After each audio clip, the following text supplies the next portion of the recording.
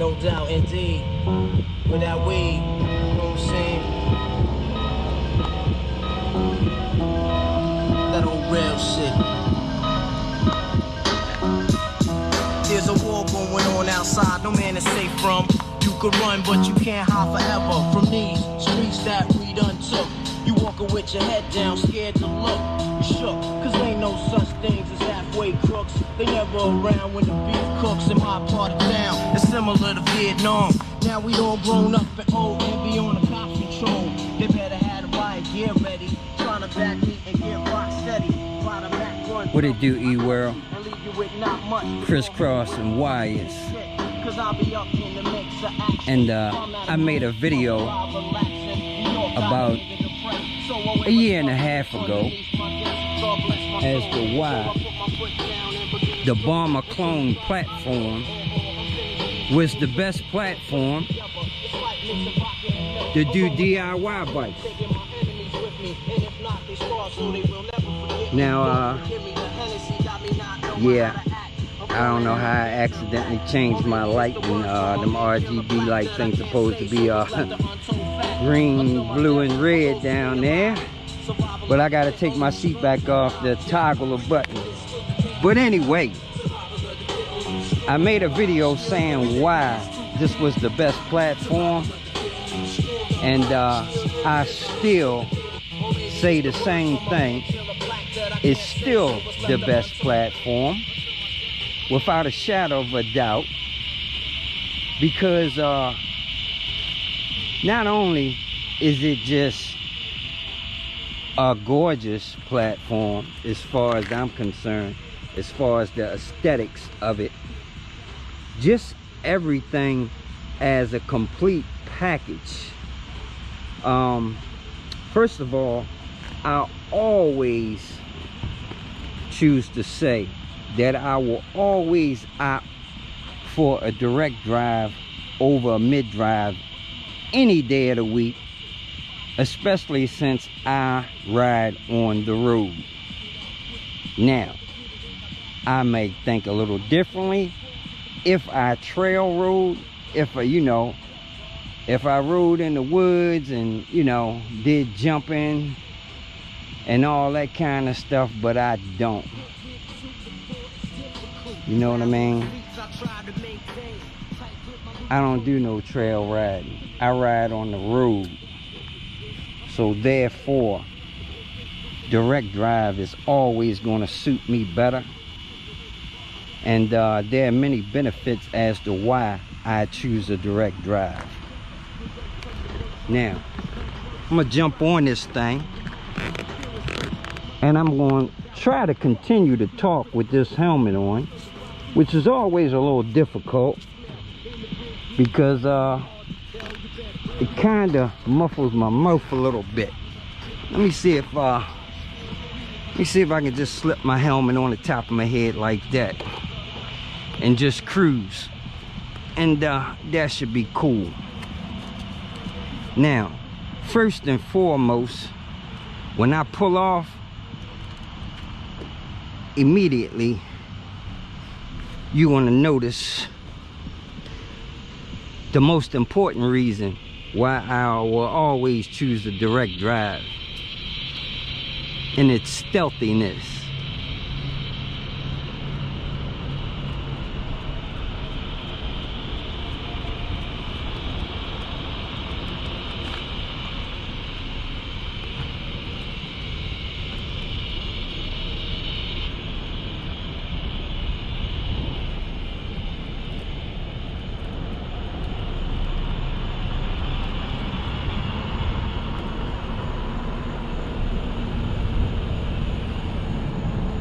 And what I mean by stealthiness is just how goddamn quiet this thing is.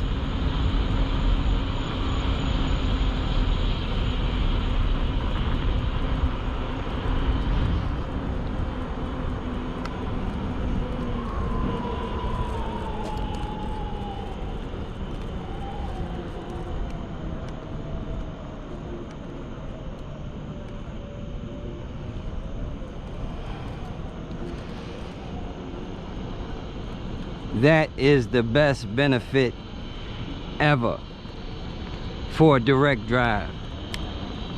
And if you're trying to cruise and observe the scenery and not disturb anyone, that is exactly why you want to be stealthy. Gas dirt bikes tend to attract a lot of attention.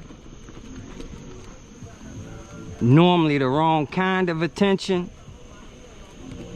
People hate to hear dirt bikes coming because it disturbs their serenity and their peace and quiet.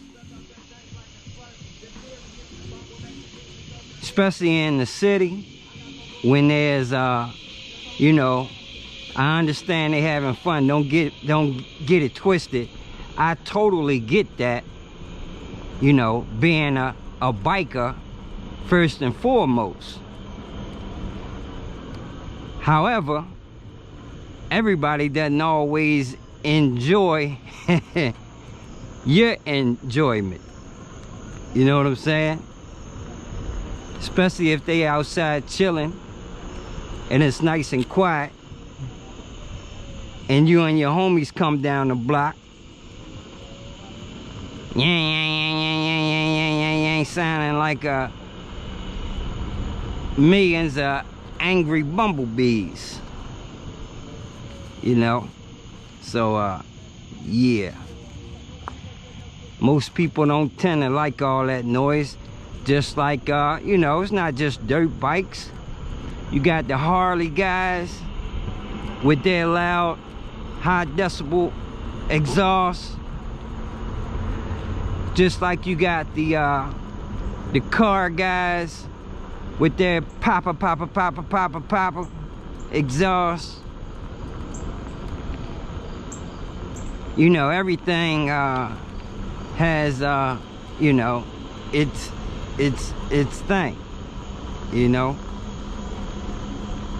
But one thing about e-bikes, especially an e-bike with a direct drive like this one, ain't none of that.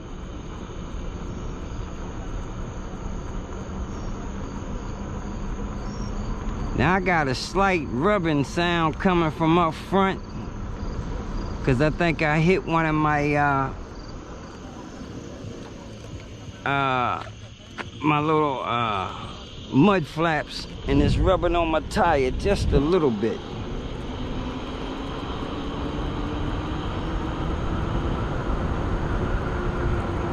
As you notice, I made a quick turnabout. Cause I damn sure heard something in that little woods right there. Let me tell you something. I ain't scared of no man. I ain't scared of no ghost. Well, nah, I'm a damn lie. I'm scared of a ghost, the bad kind of ghost. Not if it's a good ghost. But yeah, I ain't worried about too many men, you know, humans. But I don't fuck with no Bigfoots.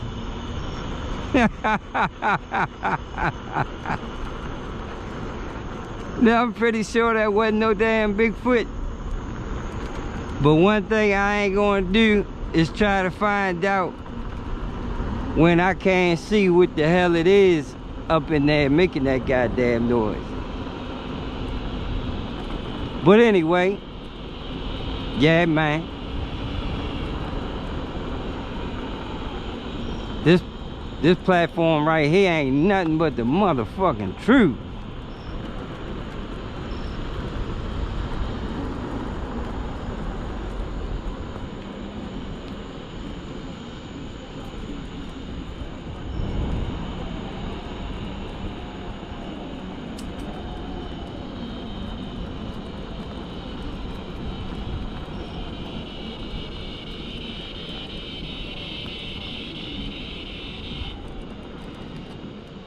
Nothing but good times all the time.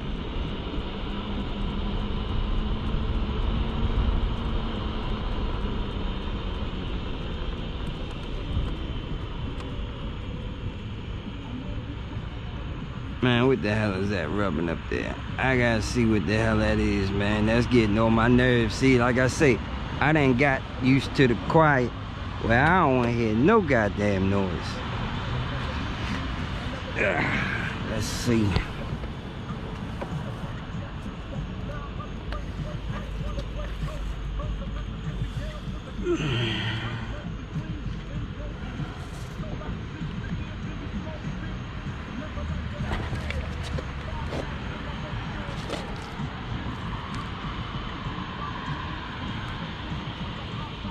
It could be a loose spoke too. I hear something up there making noise.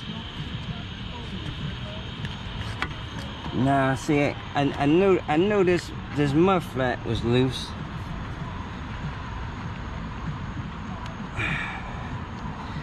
Matter of fact, let me tighten that up. I got my tool for that. But yes indeed.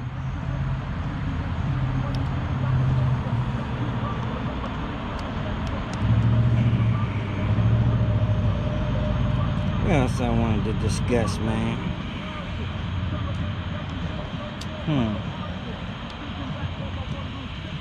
I wanted to talk about some battery shit, but I can't think about it right now.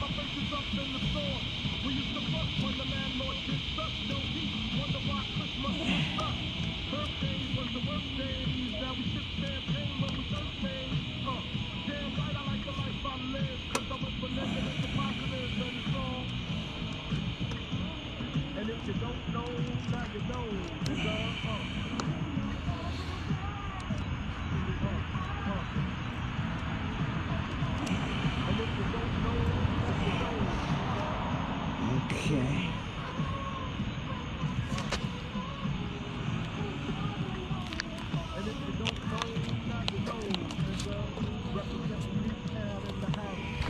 Let's stop this for a second.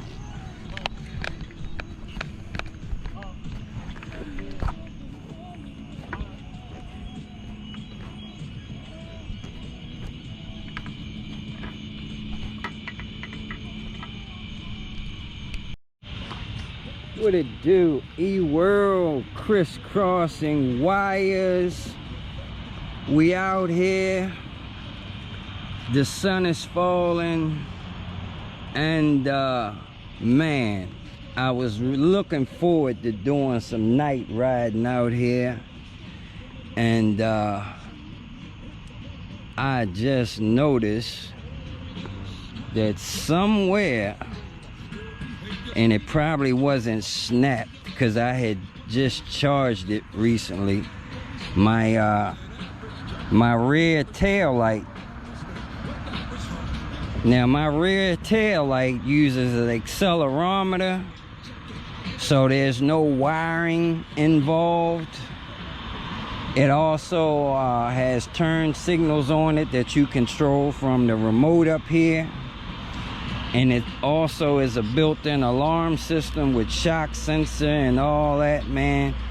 A really good goddamn light that, like I said, I broke the little mount that it snaps in because I picked my bike up on the rear one day and I was flipping it over to put it upside down, and it, you know, it cracked the little mount. However, I just been sticking it in there because it stuck in there nice and tight most of the time. Maybe the last time, well, you know, when I did that, I didn't push it in there tight enough. So I think on one of my last high-speed runs, it probably fell off, and you know, I got my full face helmet on, I didn't hear the damn thing. Anyway,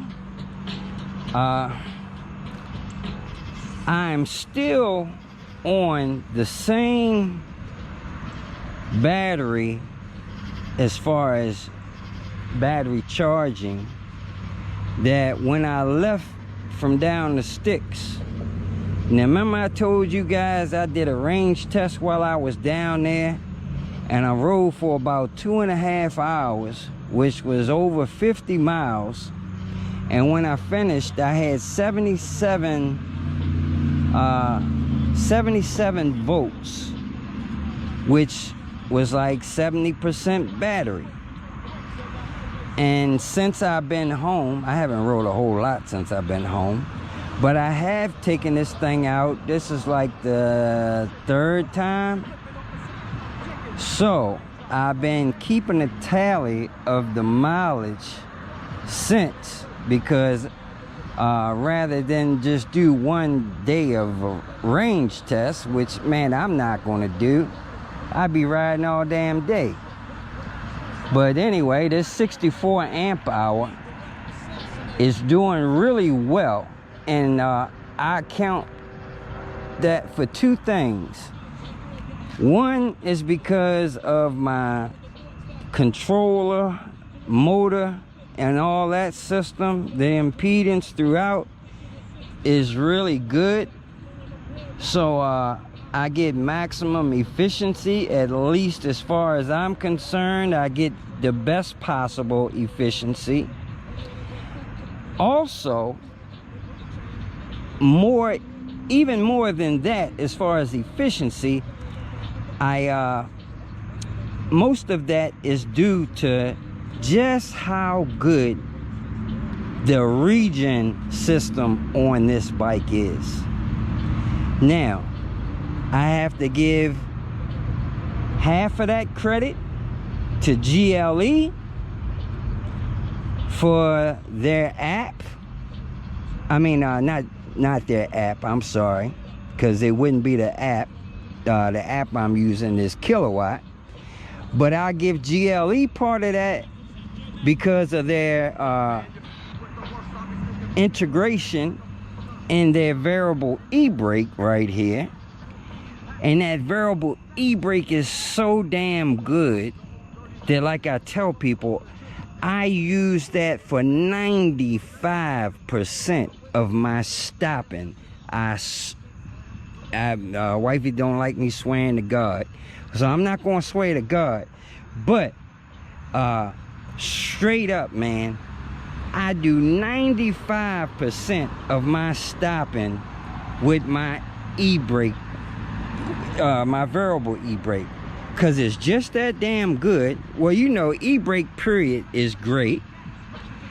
An e-brake that you have set properly as far as how much power your e-brake is actually using, and that would give, you know, how much power is set to, gives it your motor the ability to stop it that well. Not only that, with this variable brake switch, you can actually use it more than when you just have your e-brake set to a regular controller, where your e-brake is whatever you set it to. Let's say you set your e-brake to 50 amps of stopping power. It's 50 amps all the time. When you engage your brake and your motor cuts off and ignites your e-brake, you got 50 amps of e-brake all the time. So if you got it set real strong, when you hit that brake, it's strong all the time. Now, by having this variable switch, you know, you can modulate that to apply as much stopping power as you want, which makes e-brake just as good as mechanical brakes as far as the ability to apply as much braking power as necessary. Now, the only thing about e-brake, mine only, you have to set where it cuts off at.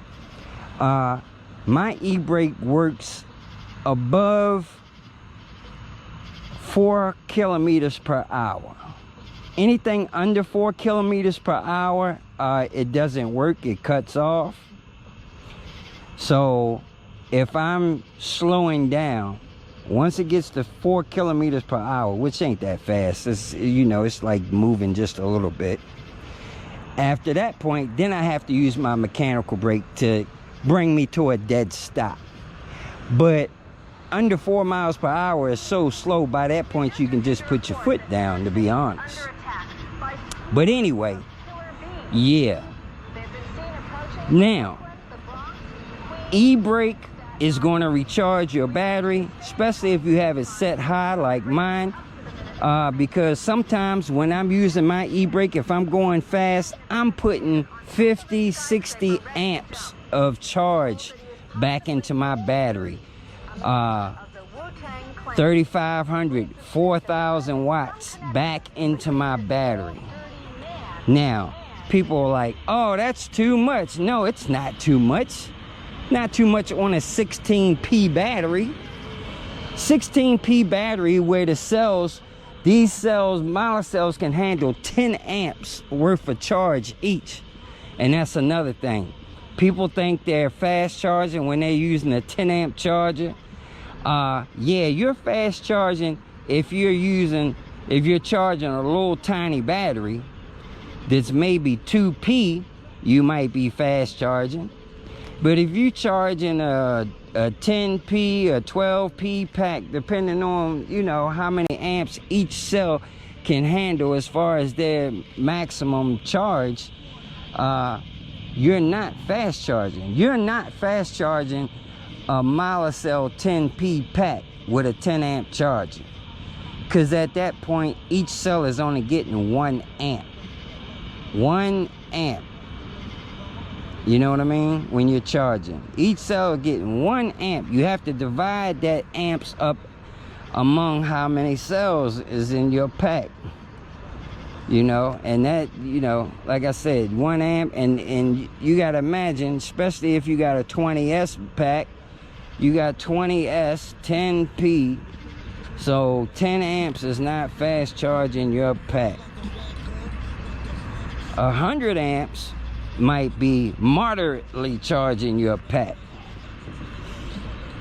But anyway, I say that because I see guys saying that a lot in groups, talking about, well, I only fast charge my battery once a week, meaning they only use their 10 amp charger once a week.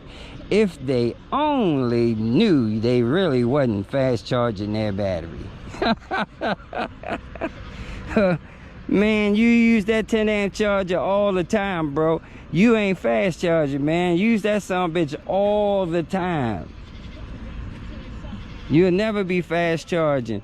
And especially with most house chargers, because the average wall outlet in the house circuit breakers, most of those trip at about 15 amps, unless you got a, you know, one that is specifically for some high current, like down in the basement where you got your washer and dryer.